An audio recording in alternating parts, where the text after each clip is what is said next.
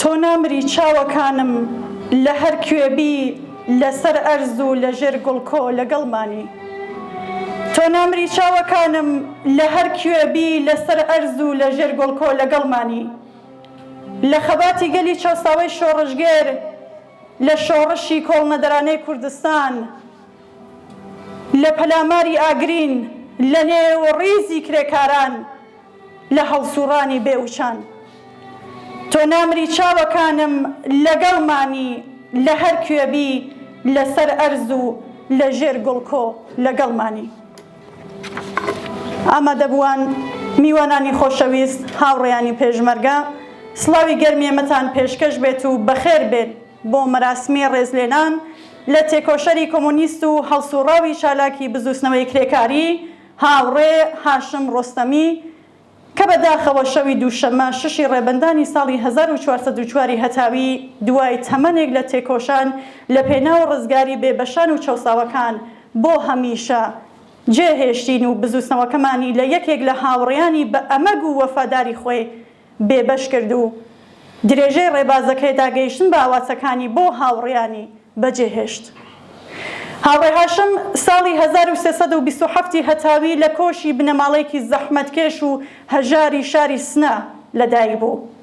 هەر لە تەمەنی لاویەتیدا کار و هەڵسوڕانی سیاسی خۆی لە گەرمەی ساڵەکانی سەرکوت و خەفەقانی پەهلەوی لە پەیوەند لەگەڵ سازمانی چریکە فیدایەکانی خەڵقی ئێران دەست پێ کرد و دواتریش هەر لەو سەردەمەدا پەیوەندی بە ڕیزەکانی تەشکیلاتی نهێنی کۆمەڵەوە گرت و ڕێگە و ڕێبازێک کە چاکۆتایی ژیانیشی لێلا نەدا. ئێمە ئەمڕۆ لە مەقەڕی ناوەندی کۆمەڵە لە دۆری یەک کۆبووینەتەوە تا ڕیز لەو هەموو خەبات و تێکۆشان و ماندووبوونەی بگرین کە هاوڕێ هاشم تەمەنی پڕ لە شانازی بۆ تەرخان کرد. لە دۆری یەک کۆبووینەتەوە تا بە هاوڕێ هاشم و هەموو هاوڕێیانی گیان بەخت کردومان بڵێنی درێژە پێدانی ڕێگە و ئامانجیان لەگەڵ نوێ بکەینەوە و بەڵێنیان پێ بدەین تا گەیشتن بە ئاواتەکانیان ڕێگەیان درێژە پێدەنێن و یادیان زیندوو ڕادەگرین. ئازیزان، مەراسمەکەمان بە سرودی ئینتەرناسیۆناڵ سرودی هاوپشتی جیهانی چینی کرێکار دەست پێ دەکات. پاشان دقەیەک بێدەنگی ڕادەگرین بۆ ڕێزگرتن لە یادی هاوڕێ هاشم و هەموو گیان بەختکردوانی ڕێگەی ئازادی و یەکسانی. دواتر هاوڕێ ئیبراهیم عەلیزادە بم بۆنەوە قسە و باسێک پێشکەش دەکات. دوا بە دوایەوە هاوڕێ حەسەن ڕەحمان پەناهیش هەر بم بۆنەوە قسە و باسێک پێشکەش دەکات و لە ئاخری بەرنامەکەیشدا هاوڕێ ئەسعەد ڕۆستەمی جگەرگۆشەی و کوڕی هاوڕێ هاشم تێت و وتەیەکتان پێشکەش دەکات. لە نێو مەراسمەکەشدا چەند شار و سرودێک پێشکەش دەکرێت. ئێستاش مەراسمەکەمان بە سرودی ئینتەرناسیۆناڵ سرودی هاوپشتی جیهانی چینی کرێکار دەست پێ دەکەین.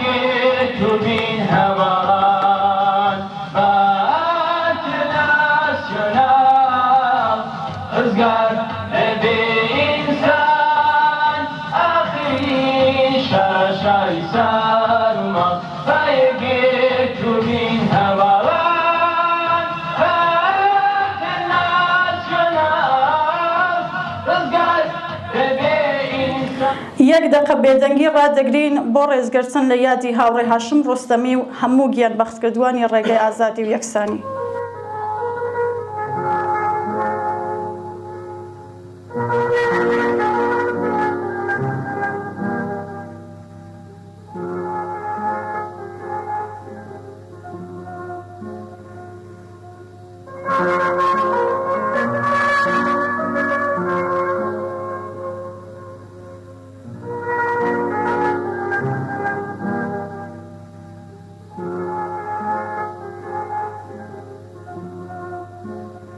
پەلکی داری شادی گەشتین ئێوە هەرگیز نامرن، نامرێ ئاگر هەڤاڵان ئێوە کڵپەی ئاگرن. ئێستایش داوا دەکەین لە هاوڕێ ئومێد بێت سرودێکتان پێشکەشکات.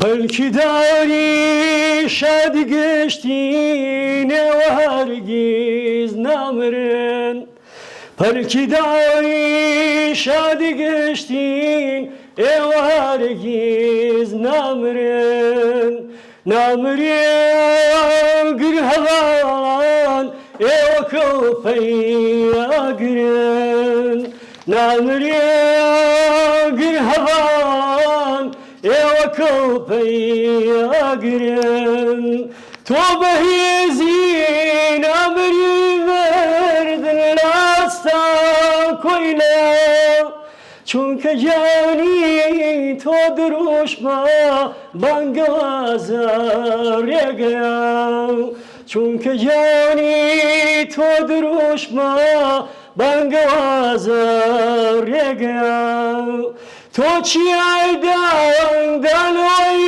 دەنگی کپی چاسانەوەی، بوومە لەرزەی ڕاپەڕێنی سەردەمی بۆ ژانەوەی، بوومە لەرزەی ڕاپەڕێنی سەردەمی بۆ ژانەوەی، تۆ چریکای ئەو گزینگای وەک هەتاوی خۆری سۆر، تۆ چریکای ئەو گزینگای بۆ هەتاوی خۆری سۆر، زایەوەت بەستیلی ڕووخان دژ بە ئەفسانەی سنوور، زایەوەت بەستیلی ڕووخان دژ بە ئەفسانەی سنوور، پەلکیداری شادی گەشتین ئێوە هەرگیز نامرن،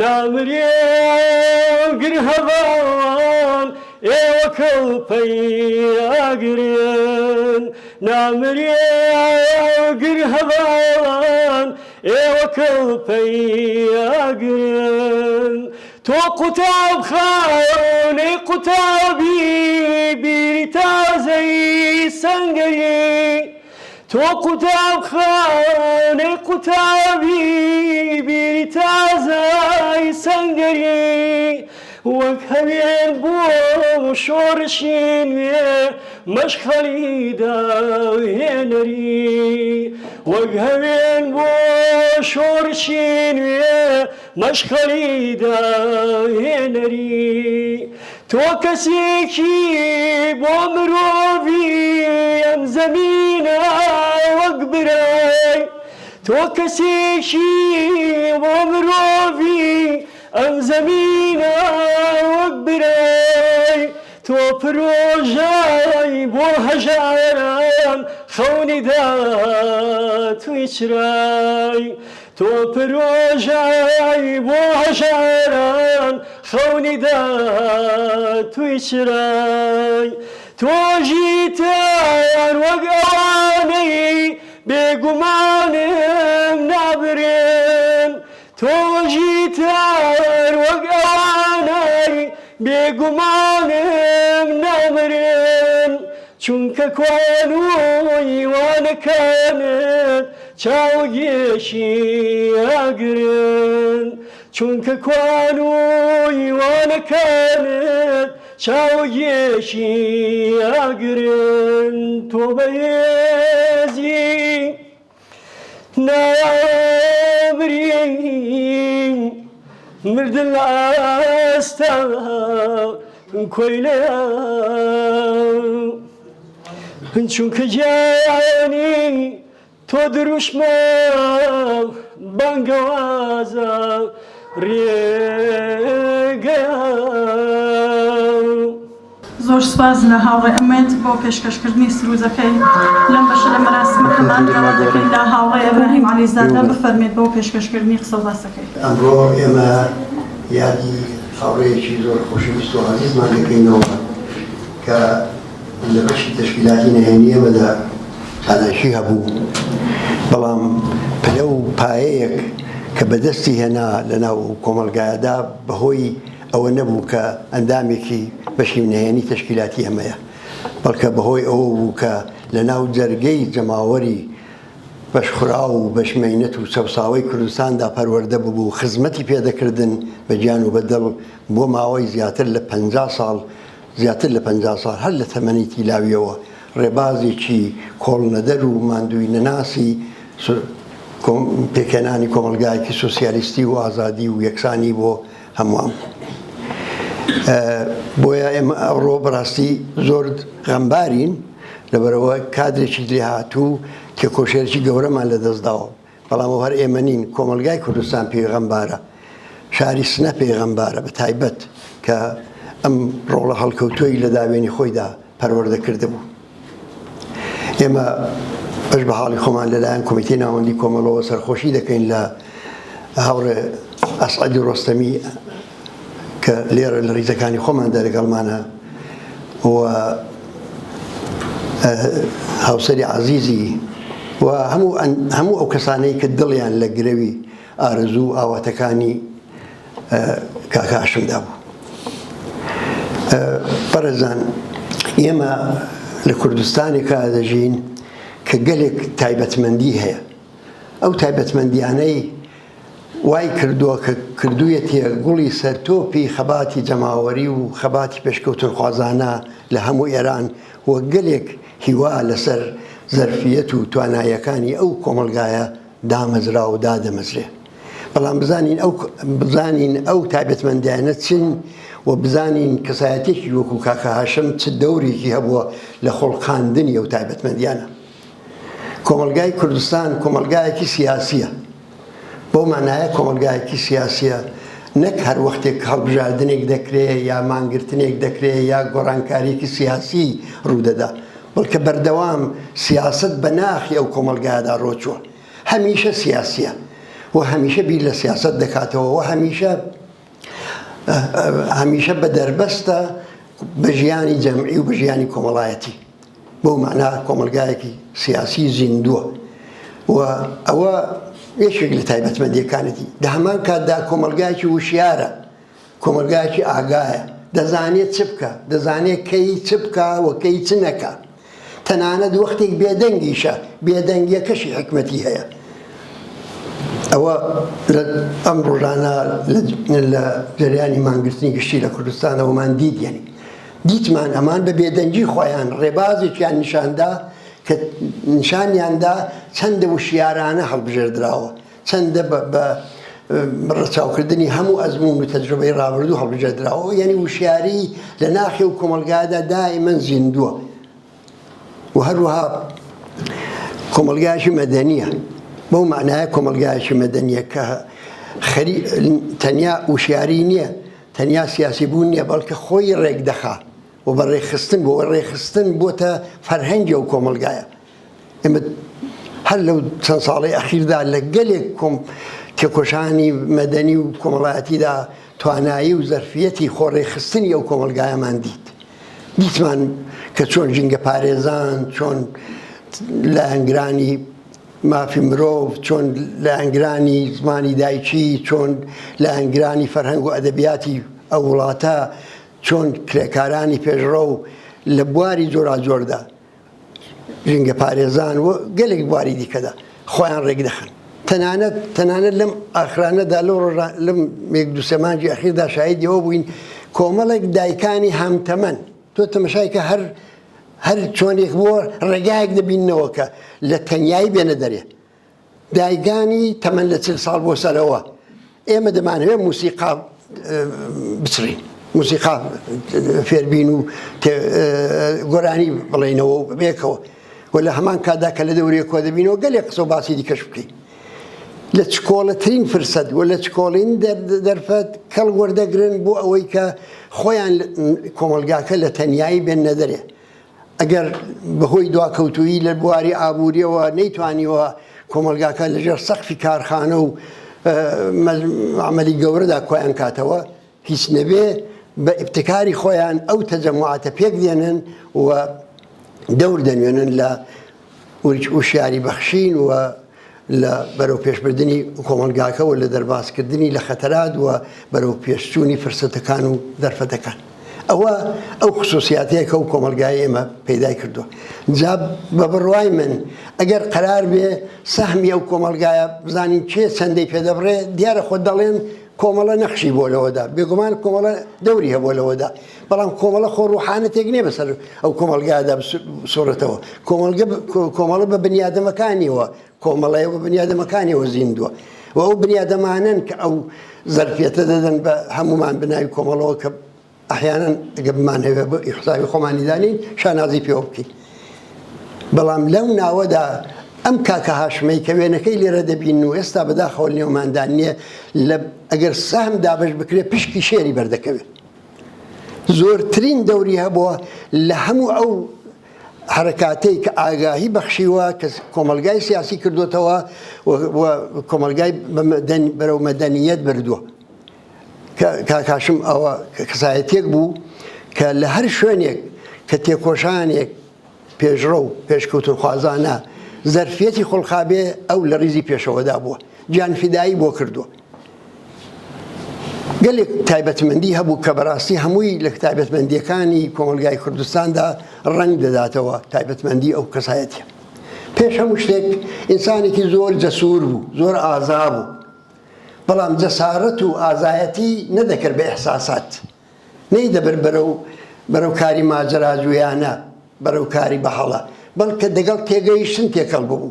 کاکاشم تەرکی تێکەڵاوێک بوو لە ئازایەتی وە تێگەیشتووی و ئەو ئازایەتی و تێگەیشتوویە ببوو کردووی بە کەسایەتێکی کارزان کە بزانێ لە چ کاتێکدا چ شتێک پێویستە و لە چ کاتێکدا چ شتێک پێویست نییە، لەکوێ دەبێ پێشڕەوی بکە ئەو کۆمەلگایە، لەکوێ دەبێ پاشەکشە بکە، لەکوێ دەبێ مقاومەت بکە، هەموو ئەوانەی لە عەمەل و لە کردەوەی خۆیدا بەردەوام نیشان دەدا.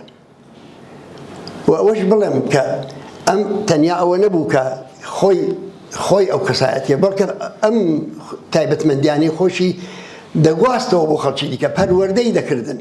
باوەڕ فەرمون بارەها و بارەها بە بۆنەی سەردانی کاکە ئەسعەدەها لێرە سەردانی دەکردین، ساعتها لە مەجلسەکەیدا دەنیشتین، ئەغڵب ڕەفەقەکانی کۆمیتەی ناوەندیدا دەنیشتین، بە دوور و درێژی قسەی لە تەجربیاتی خۆی بۆ دەکردین و لێی فێر دەبووین. و دوای ئەوەی کە ئەو دەڕۆیشتەوە تازە ئێمە دەکەوتینە بیری ئەوە کە ئەم قسانە و ئەو ئامۆژگاریانەی ئەو فۆرمۆلە بکەین، بەیانی بکەین، بیکەنە مەزموونی تەبلیغات و کاری وشیاری دەرانی خۆمان. بێجگە لەوانە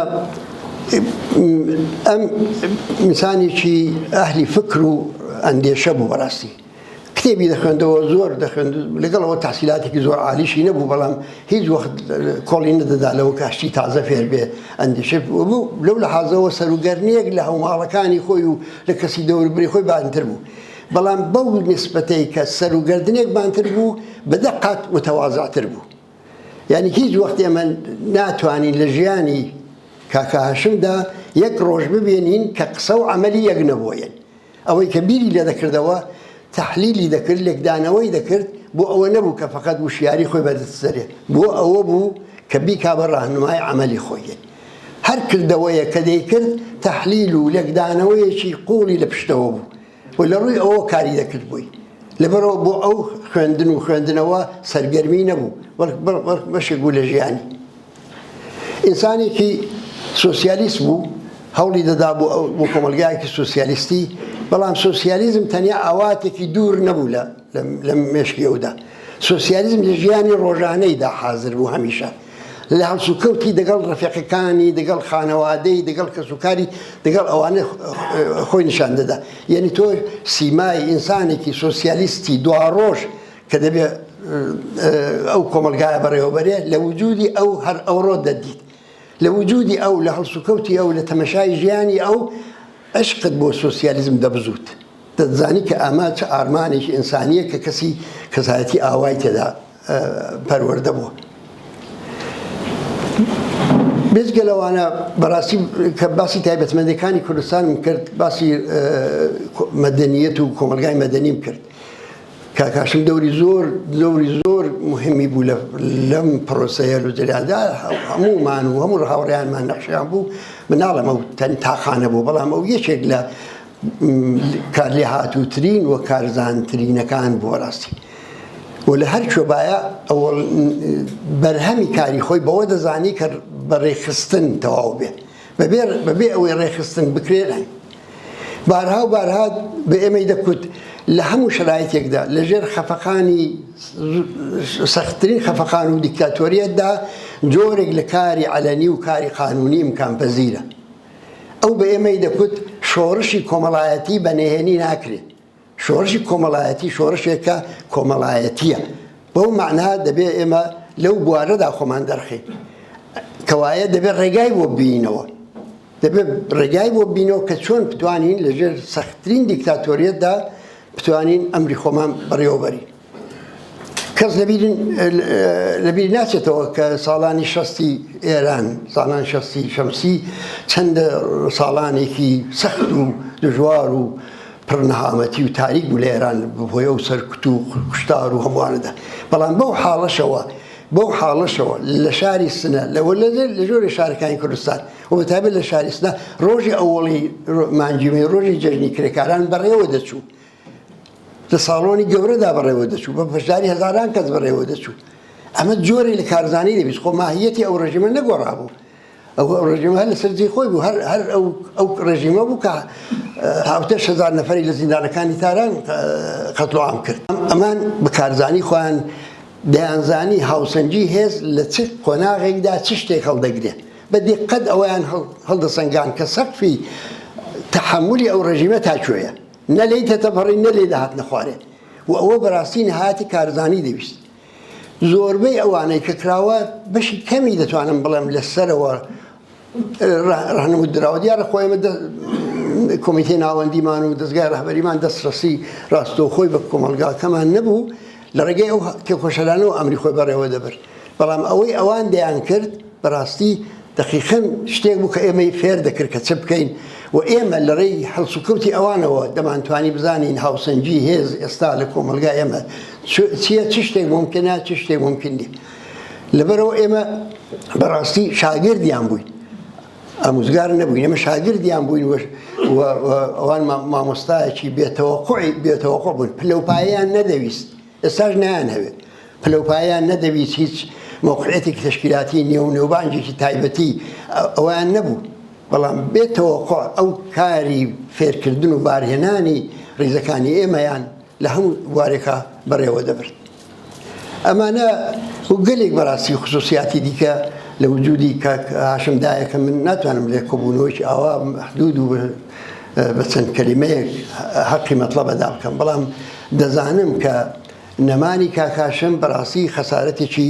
گەورە بوو بۆمان بەڵام لە هەمان کاتدا یەک ئومێدەواریمان پێدەدا ئەویش ئەوەیە کە لەو دنیا پڕشەور و شوڕەدا کەسایەتی لەو نوعمان کەم نییە و ئەوە ئومێدەواریمان پێدا و ئەوە پێمان دەڵێ سەرکەوتن ئیمکانپەزیرە ئەوە ئومێدمان پێدەبەخشێت کە دنیا هەر پڕ نییە لە فاشیستەکان و ڕاستەوەکان و دوژمنانی بەشەریەت و هەمووانە شەرفرۆشەکان و هەمووانە بەڵکە ئینسانهایەکی تێدا لەو نوعە کە لەگەڵ ئەوەشدا هیچ دەسەڵاتێکیان نییە بەڵام کۆمەلگا دەجوڵێنن چەند میلیۆن کەس دەخەنە مانگرتنەوە چەند میلیۆن کەس ئەگەر لازم بوو دێنە سەر شەقام ئێمە لە شۆڕشی ژینادا ئەوەمان دیدێن لە شۆڕشی ژینادا بەداخەوە بەهۆی ئەوە کە ئێمە لە تەبعید دوورخراوە بووین دەستمان لە نزیکەوە نەبوو بەسەر ئەوە بەڵام ئەو لە ڕێیە و تێکۆشەرانە ئەگەر ئێوە تەمەشای مێژووی تەمەشای ڕووداوەکانی شۆڕشی ژینا بکەن جیاوازەکانی کوردستانتان دەگەڵ باقی شوێنەکانی دیکەران بۆ ڕۆشن دەبێتەوە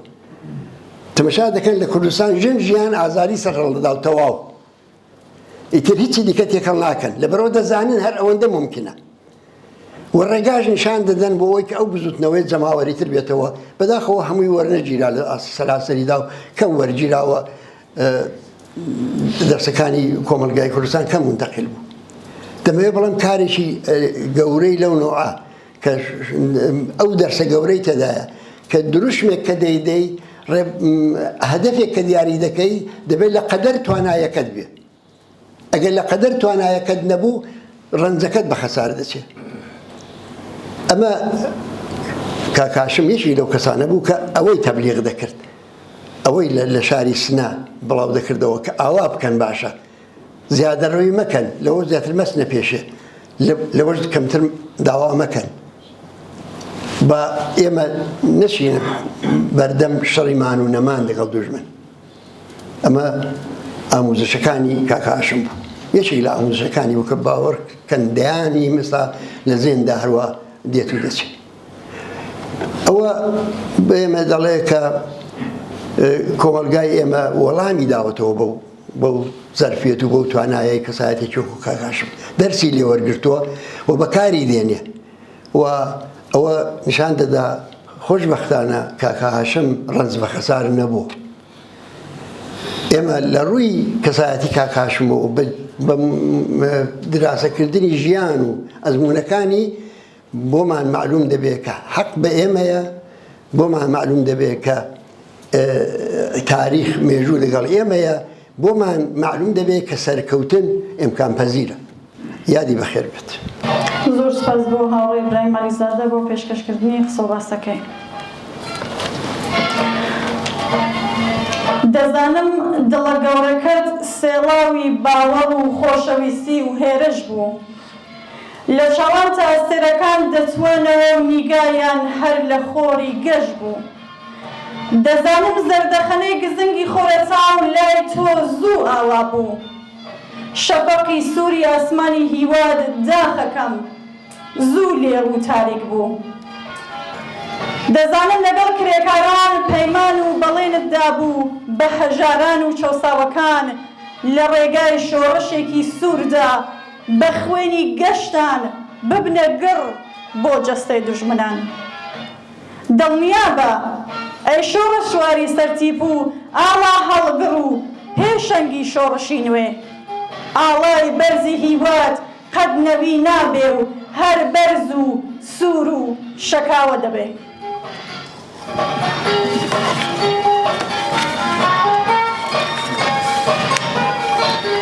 ئێستاش داوا دەکەین لە هاوڕێ حەسەن بەحمان بنا، هاوڕێ و هاوسەنگەری کاک هاشم بفەرمێت بۆ پێشکەشکردنی قسە و باسەکەی. ئامادەبوانی خۆشەویست، کاک ئەسعەدی ئازیز، هاوڕێیانی پێشمەرگە، سڵاوێکی گەرم،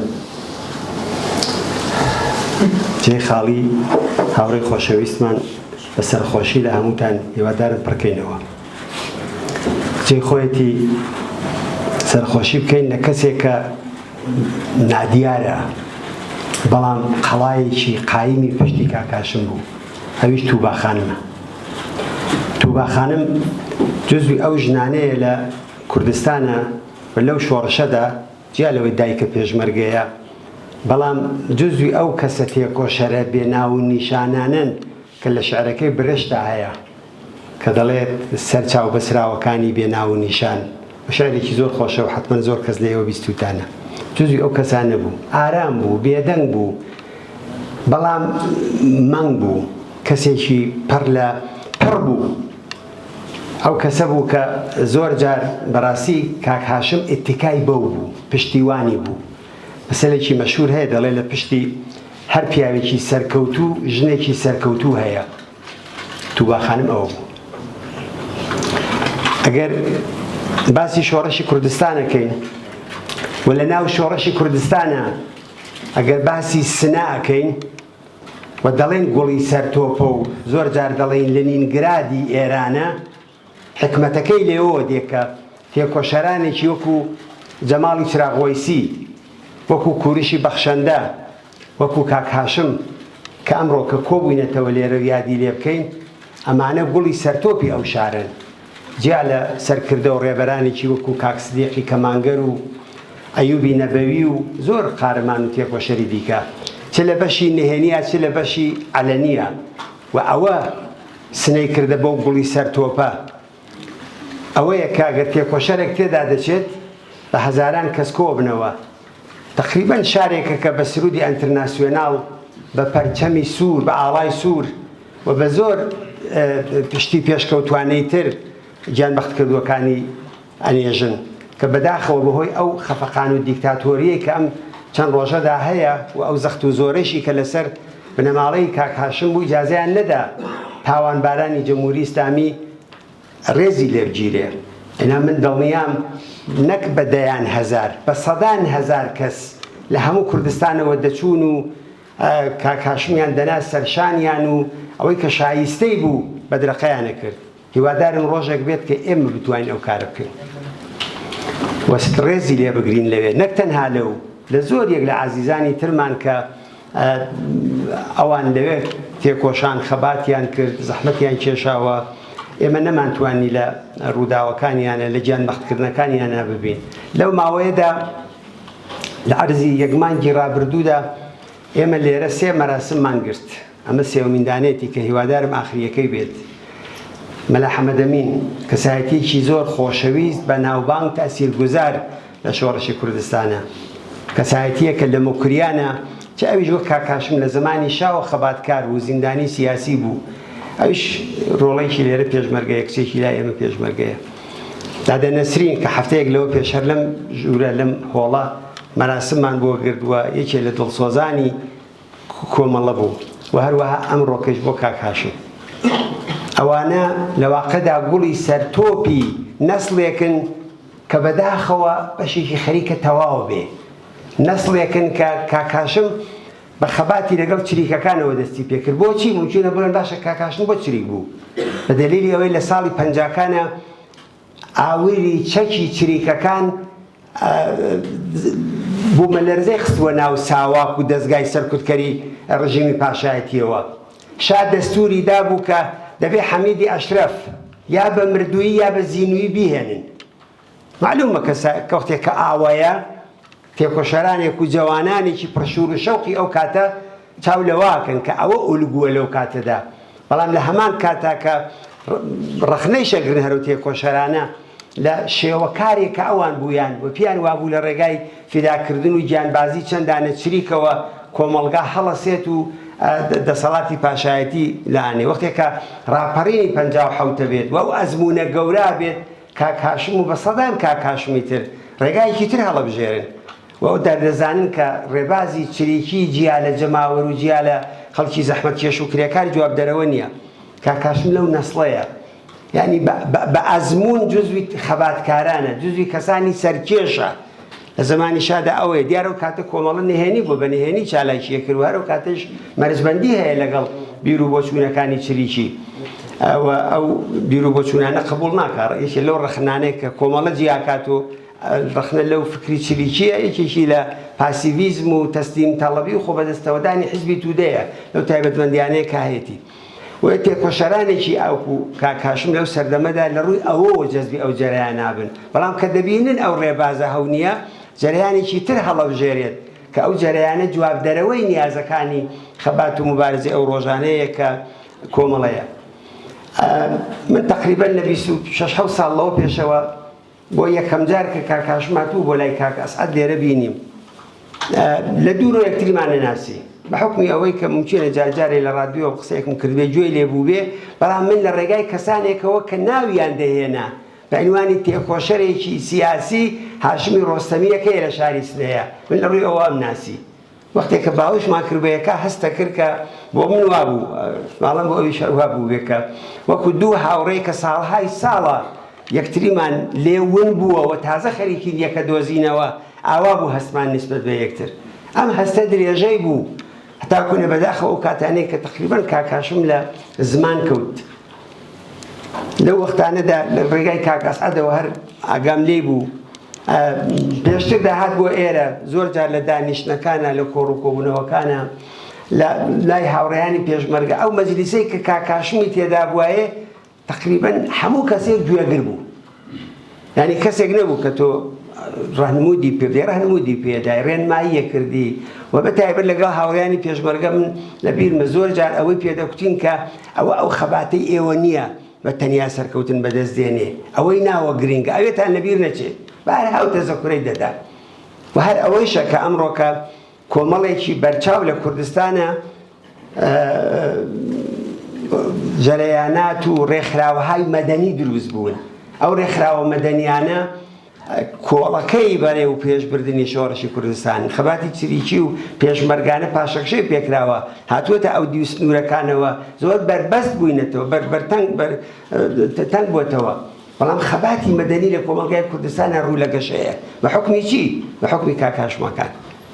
ئەوەڵی مانجیمەیەکان هەشتی مارسەکان ڕێزگرتن لە خەباتی منداڵان و ئەوەی کە خۆیان لەوێ پێی دەورە بزوتنەوەی ژینگە پارێزی کاکاشم ئەندامی ئەو یەکێ لەو تێکۆشەرانە بوو لەو ناوەندە تێکۆشەرانە بوو کە لە کوردستانە بوو و هەردووێنە پێرێکە ئەو ڕێکخراوی چلچەمە بەهۆی گیانبەختکردنی کاکاشمەوە پەیامی سەرخۆشیان نردووە. بەرحاڵ کەسێک بوو کە جەسوور بوو بەو معنایی ڕەخنەگر بوو بنیامێک نەبوو تەسلیم بێت شتێکی کە پێ خراپ وایە چەندین جار کاکاشم گیرا لیاندا سەر و چاویان شکان دەستیان شکان عەزیەتیان کرد بەڵام قەت تەسلیم نەبوو. زۆر جاری وا هەیە جەسارەتی بنیادمێک بزوێنەری زۆر حرەکەتە زۆر ڕووداوە زۆر شتی گەورەیە کە لە کۆمەڵگادا دێتە پێشەوە جوزی ئەو کەسانە بوو پێشەنگ بوو نەترس بوو و حتا لە خۆمان شتێکی بدیایە مەسەلەن شتێک بە ئیشتبا لە ڕادیۆ ئەو کاتە تەلەڤیزیۆنمان نەبوو پێشتر دواتر لە تەلەڤیزیۆنەوە هەمیشە کەس ستایشکەر نەبوو ڕەخنەگر بوو ڕەخنەیەگر لەوانەیە کە پێی وابوو جێگای ڕەخنەیە بۆچی بۆ ئەوەی دەیزانی ڕەخنە بەرەو پێشمانەوە دەبات ئەوەی کێ لە تایبەتمەندیە گەورەکانی بوو و تەنیا ئەو نییە زۆر یەک لە تەشکیلاتی کۆمەڵە تێکۆشەرانی کۆمەڵە ئەوانەی کە لە ناو کارەکەن بەو ڕۆحیاتەوە بارهاتوون مدام خەریکی بەحس و جەدەل و ئیسلاحکردنی خۆیانن لە بەرەو پێشوونی کارەکانیانە. بە هەر حاڵ ئێمە کەسێکی گەورەمان لە دەستدا ئەوەی ئەگەر دەڵێن کۆمەڵە ئیجتیماعیە ئەگەر دەڵێن سۆسیالیزم لە جامعەی کوردستانە هێزێکی کۆمەڵایەتیە هەروەکو چۆن دەڵێن ناسیۆنالیزم کۆمەڵایەتیە مەزهەب ڕەگ و ڕیشەی هەیە لە کۆمەلگای کوردستانە بە 1400 ساڵەوە بەڵام بە 40 ساڵ 50 ساڵ ئەگەر سۆسیالیزم جێپێیەکی کۆمەڵایەتی لەو کۆمەلگایەدا پەیدا کردووە حاصلی تێکۆشەرانێکی ئاوایە حاصلی زەحمەتێکە کە کاری شەوانە ڕۆژی بست بە بست و بەرد لەسەر بەرد و خشت لەسەر خشت دائنێن کاکاشمیشێک لەو کەسانەیە و ئێمەمانان شانازیمان هەیە کە لە خزمەتیا بووین هاوڕێی بووین هاودەنگی بووین و بەداخەوە ئەلەو هەلو مەرجە هەستیارەی ئەمڕۆی کۆمەڵگای ئێرانە کەسێکی ئاوا لە دەستە چێ خەسارێکی زۆر زۆر گەورەی بۆ بزوتنەوەکەمان خەسارێکی زۆر گەورەی بۆ بزوتنەوەی سەرنگونی خوازی کۆماری ئیسلامی لە دوای شۆڕەشی ژینە چەند جار بەردەوام قسەمانە کرد زۆر دڵخۆش بوو دەیکوت دێنەوە لە ناو شاری سنەیە و بەیەکەوە دەگەڕێن و شارەکانی دیکە و ئەزمونەکانمان و تەجربەکانمان و گشتی ئەمانە دەسا و دەسەکەین بەداخەوە ئەوەی نەبین حەیف بوون ئەو کەسانەی کە ئارەزوویان لە گۆڕنانی جەمهوری ئیسلامیە تێکۆشەری ڕێبازێک بوون کە بۆ دنیایەکی نوێ بۆ دنیایەکی تازە حەولەدات بەڵام ئەو هەموو زوڵم و زۆر و بێعەداڵەتیە تەحەمولیان کرد لە دژی مبارزەیان کرد بەڵام لە گۆڕنانەکەیان نەبینی. ئێستش تەنها ڕێگای ڕێزگرتن لە کاکاشم و کاکاشمەکان درێژە پێدانی ڕێبازەکەیانە ئەزمونەکەیانە دەستکەوتەکانیانە زەحمەتەکانیانە پەروەردەکردنی بە هەزاران تێکۆشەری ئاوایە کە ئەوانە ئاوڕوونکەرەوەن لەو کۆمەلگایەدا کۆمەلگا بەوانەوە جوانە ئەینا ئەگەر ئەوەی لێ بکەیتەوە ئەوڕۆکە دەبینی تر فاشیزمی جەمهوری ئیسلامی و فاشیزمی کوڕیشا و کێو هەمووی ئەوانە بەڵام ئەوانن کە ئومێدی دوا ڕۆژێکی ترن بەداخەوە ئەوەیەکێ لە گوڵی سەرتۆپەکانیان بوو کە بەجێ هێشتن توانم بڵێم کاکاشمگیان بیرەوەریەکانت زەحمەتەکانت هیچ کامێکی لەبیر ناکەین هەمووی چرای ڕێنوێنی ڕێگامانە و ئومێدەوارین ئەگەر چی بێتۆین بەڵام بە ئارمان و ئامانج و تێکۆشان و ئەزمونەکان و زەحمەتەکانی تۆ بتوانین بە ئاواتەکانت بگەین کۆماری ئیسلامی لە گۆڕ بنین و دنیایکی ئازاد و بەرابەر بەدی بێنین. سپاس بۆ هەموو لایەکتان و دووبارە سەرخۆشی تایبەت لە هاوڕێی خۆشەویستم کاکە ئاساد. سپاس. زۆر سپاس لە هاوڕێ حەسەن بۆ پێشکەشکردنی قسە باسەکەی. لەم بەشە لە مەراسمەکەمان داوا دەکەین لە هاوڕێ ئەسعەد ڕۆستەمی جگەرگۆشەی کاکاشم بفەرمێت بۆ پێشکەشکردنی قسە باسەکەی. بەشدار بووان خۆشەویست میوان عزیزەکان هاوڕێیان پێشمەرگەی کۆمەڵە لەلایەن خۆم و هەموو ئەو کەسانە و کە لە نزیکە و بە تایبەت لە ماوەی یەک ساڵی ڕابردووە کە باوکم تووشی ئەو نەخۆشینگە لە هاتبوو و نهایەتەن بوو بەهۆیەوەی کە بەجێمان بێڵێت سپاس بە شاری هەمووتانەکەم کە ئەمڕۆ لێرە لەم ڕێوڕەسمە لەگەڵمان ئامادەن. ڕەفیقەکان باوکم وەکو هاوڕێی ئیبراهیم عەلیزادە و هاوڕێی حەسەن ڕەحمان پەنا باسی ئەوەیان کرد کە بەڕاستی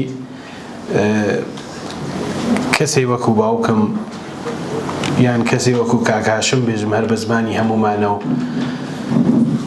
ئینسانێک بوو کە هەموو تەمەنی بۆ ئاواتەکانی بۆ ئارەزوەکانی بۆ ئەو ڕێبازەی کە هەڵی بژارد و قەت کۆڵی پێنەدا و بۆ ڕێبازێک کە ڕێبازی ڕێزگرتن لە ئینسان بوو وەکو ئینسان و تا دووە هەناسەی باوەڕی بەو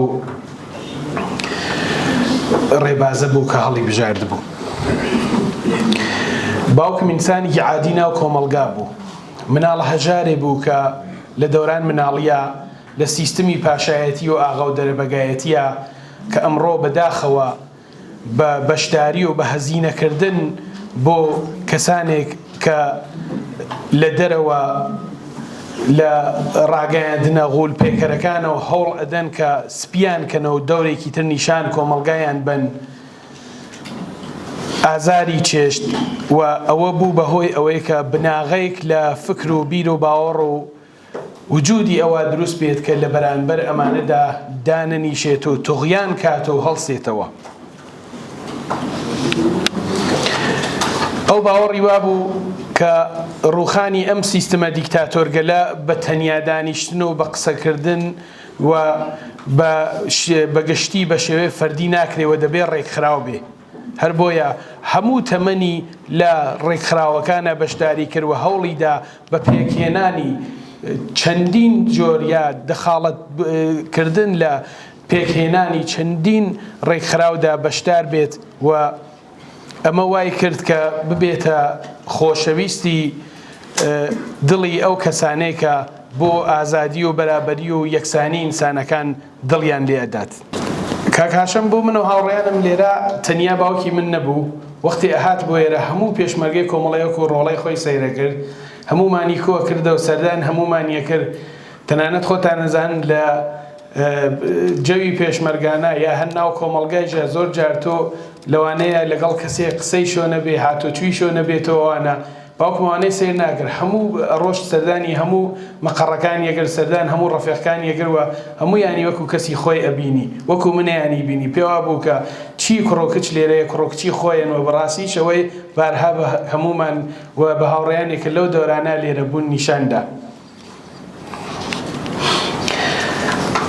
باوکم لە کوردستان بۆ ڕەفیقەکانی کە لەوێ بە یەکەوە کاریانە کرد سەرڕای ئەو هەموو زەخت و زۆر و ئەشکەنجەیە کە کۆماری ئیسلامی دای بەگرتنی بە بازداشتکردنی بە لێدانی لە ڕێگای دەست و پەیوەندەکانی و بە هەڕەشەکردنی هەموو چەشن و هەموو جۆرە هەڕەشەیەک هەوڵی دا کە کارێک بکات باوکم تەسلیم کات چۆکی پێدا بدات واز لە ڕەفیقەکانی بێرێ نەتەنیا ئەوەی نەکرد بەڵکو هەموو جارێک کە باوکمە گیرا ڕەفیقەکانی دڵنیا بوون کە ناو کەس نابدرێ کەس بەهۆی باوکمەوە ناگیرێت و ئەوە کارێ بوو کە بەڕاستی هەمیشە ڕەفیقەکانی باسییان نەکرد ئەیانوت جمهوری ئیسلامی لەگرتن باوکت فقط زەرەرەکە ئەڕۆنە ئەوێ بەحسیان لەگەڵەکە وایە لێکا تەنانەت کەسانی یان بە بمبەست بگەینێکە بۆچی ئەوان شکەنجەگەرن بۆچی ئەوان خەڵک ئەگرن بە خەڵکی وتبوو چەند کیلۆمتر دووری لە ماڵی باوکتەوە کە هاتووی لێرا من بگری و من شکەنجە بەی بۆ باشتر نییە بڕۆی خزمەت دایک و باوکتە کۆمەڵگاگەتکەی هەر بۆیە ئەو تەنانەت لەسەر دوژمنەکانیشی تەسیری داهەنیە لەسەر ئەوانەیە کە یان بر ئەشکەنجەی بەن و عەزیەتی کەن.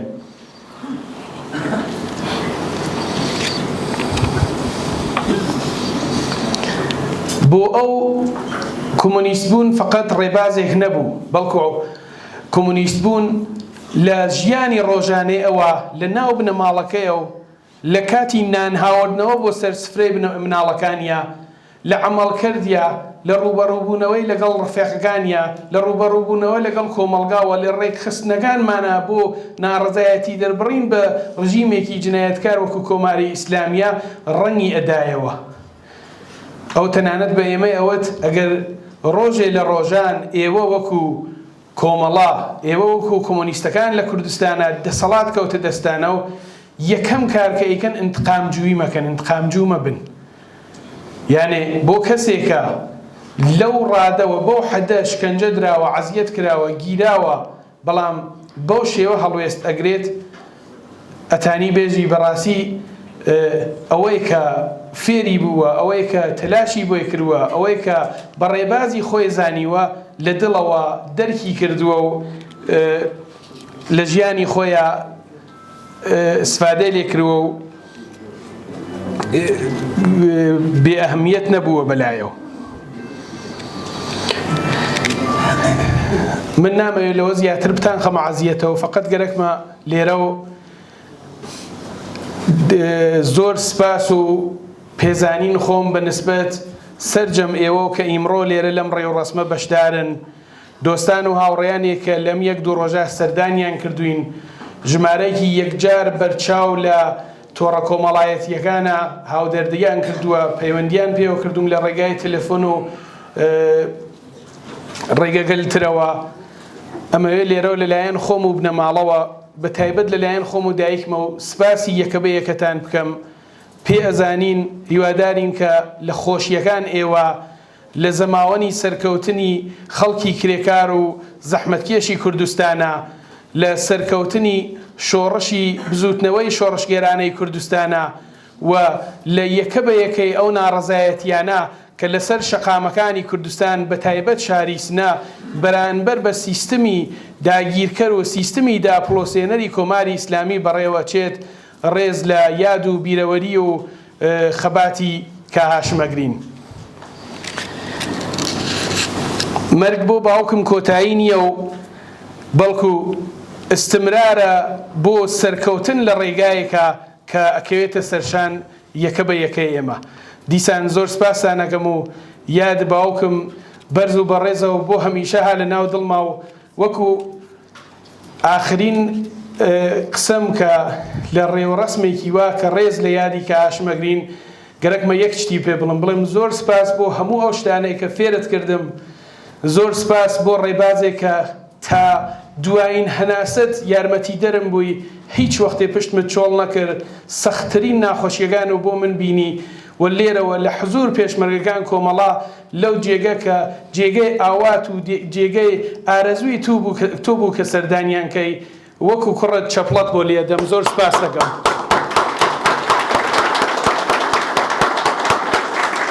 سپاس بۆ ئێوەش. زۆر سپاس بۆ هاوڕێی ئەسحەد بۆ پێشکەشکردنی قسە و باسەکەی بەم شێوەیە گەیشتنە کۆتایی مەراسمەکەمان. سپاس بۆ ئامادەبوونتان. جارێکی دیکە سەرخۆشی لە بنەماڵەی بەڕێزی ڕۆستەمی دەکەین و یاد و ناوی هاوڕێی هاشم بەرز و بەڕێز بێت و ڕێگای پڕێبوار.